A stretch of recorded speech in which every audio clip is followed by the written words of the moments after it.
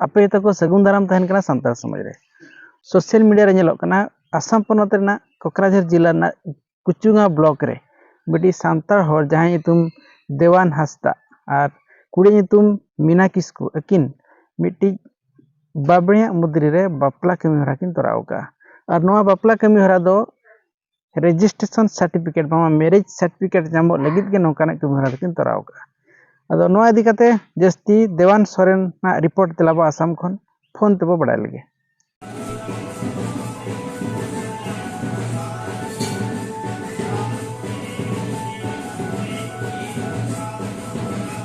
आदो आपे आसाम पनत रे ñeloग कना मिटांग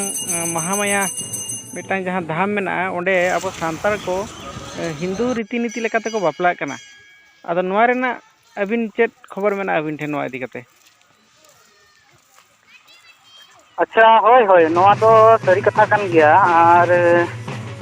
बापला दो हुई पारोमेना तो नोआ दो ना बापला हिंदू लेकाते हुईना और हिंदू को महामाया धाम मंदिर रे हुईना और संताड़ हर कना किन कोड़ावा नितुम ताय देवान हांसदा कुड़िया नितुम ताय मीना होय मीना किस्कू तो नुकिना आतु नितुम दो हुई कना हजार खिया आतु आसाम कोकराझार जिला कुचुगा ब्लॉक के पड़ा दोतना ब्लॉक पड़ा कना तो आले नोआ सोशल मीडिया करे नेल हुईना जे सरिगे नोंकाना अबो संताड़ को बापला बिहा नि तबि रेहो हिंदू मंदिर करे हुई कना अदो नोआ बापला दो चिका हुई कना ओका चे तो थोड़ा गान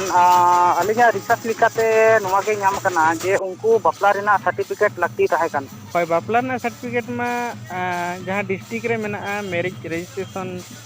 जहां मेना मैरिज रजिस्ट्रेशन केंद्र रे सेंटर रे ओंडे कोन को सर्टिफिकेट को नाम किया सर्टिफिकेट नाम रेना मतलब जो नोडे दो आसाम रे दो नोंका कना जे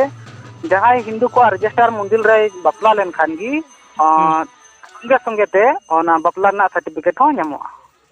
नोआ दो सर्टिफिकेट दो कोई मैं नोआ सर्टिफिकेट दो जहां ओना मंदिर रेन नुकु पंडित कोगी नोआ वैलिड सर्टिफिकेट के माने कोर्ट को चेक करे नोआ सर्टिफिकेट कमी रे लगा गया एमो गया गानो गया होय होय पूरा सरकार खन इशुआ कन गया होय अदो आले उड़ीसा को मा जहां डिस्ट्रिक्ट रे जहां रजिस्ट्रेशन मैरिज रजिस्ट्रेशन ऑफिस में ना ओंडे कोन हो सर्टिफिकेट नामो गया ठीक है अदो आपे आदिवासी संगल अभियान पास्टा से कोन हो सर्टिफिकेट नामो मेनते आंजमो करा नोआ तिना सरिया होय नोआ दो सरी कथा कना जे आदिवासी संगल अभियान संगठन सरकार कोना इशू को आय जे जहां संताड़ को जुदी के संताड़ को नियम नीति लेखाते मांझी थान जहे थान लेखाते और सरना धर्म लेखाते से बेरेल दाते बंगा बुरु बापला जुदी हुयु खान तबे उनी आदिवासी संगल अभियान पाटा से खना उनी जरूर के सर्टिफिकेट नामा बापला रे सर्टिफिकेट और नोआ दो सरी कथा कना आसाम पनत रे जहां बापला हुईना आसाम पनत रे संगल प्रेसिडेंट नागी तो संगे संगे ते उनी हो सर्टिफिकेट नोआ एम चाल हुईना और नाम किराय ठीक है अदो नोआ बापला इदी कते आसाम रिन जहां संगठन को मेना को संताड़ संगठन को उनको से प्रतिक्रिया मेना तो तीन अभी ते उना रेना मा जहान उनकान विचार के बांग हुई कना जे संस्था मा आयमा के मेना संगठन आयमा के मेना तो मिदम नोआ रेना विचार बाय हुई कना जे संताड़ जात को दो हिंदू को मंदिर करे बापला दो बाय गनो तबुना अबु दो मजितान जहाथान मेना तबुना नोंकाना विचार बाय हुई कना से चर्च करे हो चला बांग हुई तबुना अबु दो क्रिश्चियन माइनॉरिटी रेन हरबुन बांग कना तो नोंकाना विचार दो तीन बीते आसाम रेन संगठन को बांग को विचार का मिटे के नितो नेलोक कना और कमी कना आदिवासी संगल अभियान संगठन नई के गोटा आसाम रे प्रचार आय जे संताड़ हर को आदिवासी हर को दो अबु दो मजितान जहरथान मेना अबु दो जतो बापला बिहा छुट छतियर एरो छतियर बापला जतो लेकाना के अबु दो नोआ मजितान जहरथान रे हुयुआ तो हिंदू को धर्म स्थान रे आलोपे चला तबुना से जहां को चर्च करे को चला कना तो नोआ को जते आलो अबुआ के समाज मेना अबुआ जात मेना अबुआ कल्चर मेना अबुआ रor मेना तबुना धर्म मेना तबुना जतो लेकाना मेना तबुना नोआ गे प्रचारे आय आदो ओनाते इᱧᱟ मेन दो नोआ गे जे सरी कथा कना अबु आसाम मेन दो चे गोटा भारत रेन संतार से आदिवासी को बुझाव रेना अडी तो जरूरना जे नितोआ समय रे अबु हिंदू धर्म को मंदिर रे बांग कते अबुआ मजितान जहरखान रे बपला रेना जरूर मेना आर आदिवासी सेंगेल अभियान पाहटा से कोना जहां बेरेला ते यदि बपला हुयु खान सर्टिफिकेट ᱧᱟᱢदा तो ओना सर्टिफिकेट गे हमें जो रेना जरूर मेना एटा जेता सर्टिफिकेट बांग कते अपनारा जेत रेना सर्टिफिकेट गे हमेट लगा आपे आसाम रिन सांतार को एसटी लगित मिटी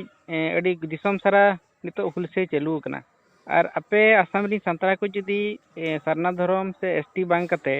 बाबणे सला को बपला बाबणे बपला ते को बपला इनखान नोरना प्रभाव चेल का हिजुआ भारत जगत रे तो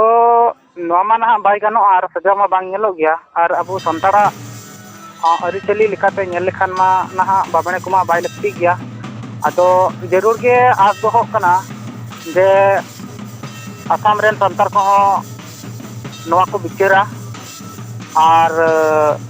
सुधर जनी जरूर के हुआ नोआ तो आस मेना और जहाँ तीन नितो बाबणे को याते हिंदू को मंदिर पर को बपला कना नोआ आदिवासी सेंगेल अभियान नजर मेना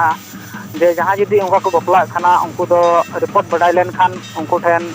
चलाव कते उनको तो मना बारन को हुआ और अपना मंजी थान के बपला अचु कते बेरेल दाते और सर्टिफिकेट हो एमा को हुआ नोकाना मिटेन सिद्धांत हो आसाम रेन आदिवासी सेंगेल अभियान संगठन ने हताव करा हा मेनते बढ़ाई कना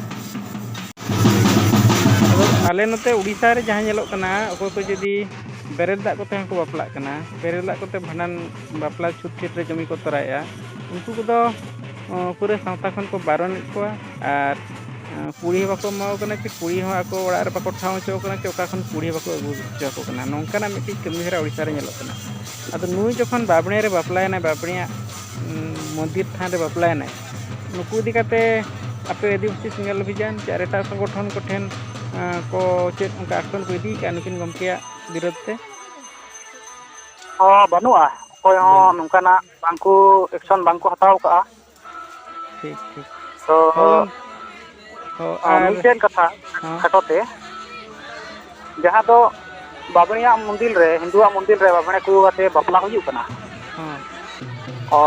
ओडे हो नेलो लेकाते रिसर्च लेकाते जे ओना मंदिर रे हो बेरेल दाते के बपला तो हुयु कना और